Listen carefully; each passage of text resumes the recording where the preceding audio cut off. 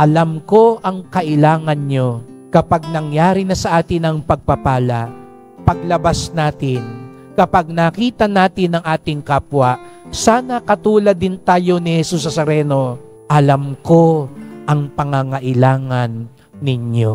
At katulad din ni Jesus Nazareno, tutugunan ko rin ang pangangailangan ng aking kapwa. Huwag naman sana tayo lang ang nakaranas ng himala. Tayo rin, tinatawag ni Jesus Nazareno, paglabas natin mamaya, marunong makiramdam. Alam ko ang kailangan ng aking kapatid, ng aking kapwa.